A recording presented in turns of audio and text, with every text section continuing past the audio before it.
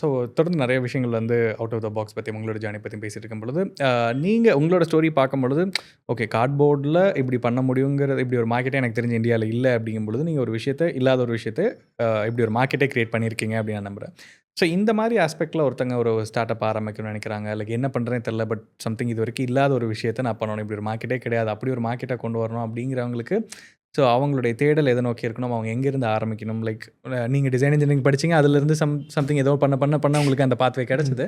Like இந்த மாதிரி ஒரு மைண்ட் செட்டில் இருக்கவங்களுடைய தேடல் எங்கேருந்து இருக்கணும்னு சொல்ல முடியும்? So I think this is something which I tell to a lot of people is that if you have some idea na try it out.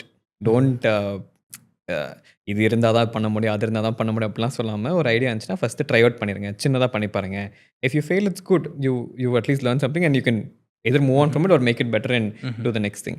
நிறைய பேர் நான் பார்க்கும்போது வந்து எனக்கு இந்த மாதிரி ஆசை இருக்குது, இந்த மாதிரி பண்ணணுன்னு இருக்கேன், ஆனால் நான் வேலை பார்த்துட்ருக்கேன், ஆனால் வந்து எனக்கு காலேஜ் முடியணும், நான் இன்னொரு ஸ்டூடெண்ட் தான், எனக்கு வந்து இது கரெக்டான ஐடியாவா இல்லையான்னு தெரில அப்படின்ற ஒரு எக்ஸ்பெக்டேஷன் அவங்க மைண்டை வளர்த்துட்டே இருப்பாங்க. ஏன்னா this is not the right time அப்படின்ட்டு.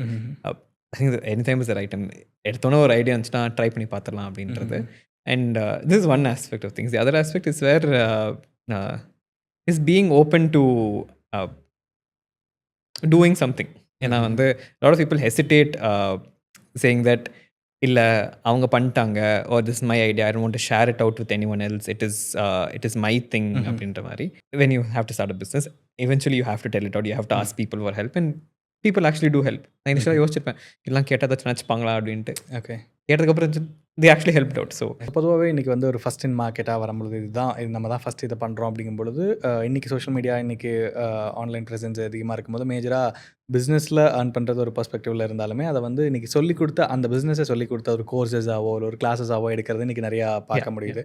ஸோ அந்த மாதிரி பர்ஸ்பெக்டிவில் நீங்கள் என்னைக்காவது பண்ணணும்னு நினச்சிருக்கீங்களா? இல்லை இந்த என்டையர் இதெல்லாம் இப்படி பண்ணலாம், அவுட் ஆஃப் கார்ட்போர்டில் நீங்கள் இவ்வளோலாம் இது இருக்குன்னு இதர் கிட்ஸுக்காகவோ அல்லது வந்து இன் டர்ம்ஸ் ஆஃப் பிஸ்னஸ் பர்ஸ்பெக்டிவில் யாருக்காவது சொல்லிக் கொடுக்கணும்னு நினச்சிருக்கீங்களா? பண்ணியிருக்கோம், அதை சொல்கிறேன். ஸோ என்னோட இதை பற்றி ஒன்று சொல்கிறேன். ஸோ வந்து I am a creative person and எனக்கு வந்து சில விஷயங்கள் நல்லா இருந்தால் அழகாக இருந்தால் பார்க்க பிடிக்கும், பண்ண பிடிக்கும். நான் இப்போ கார்ட்போர்டில் மட்டும்தான் பண்ணிகிட்ருக்கேன். But the idea is to have a lot of people. I know everyone is creative, it's just that they've lost touch of it. But if people can add more drama to any room and create something which is very probably out of the box, then the whole world will become a much better place. இது ஒரு thought எனக்கு எப்பவுமே இருந்திருக்கு, இது பண்ணலாமே அப்படின்றது.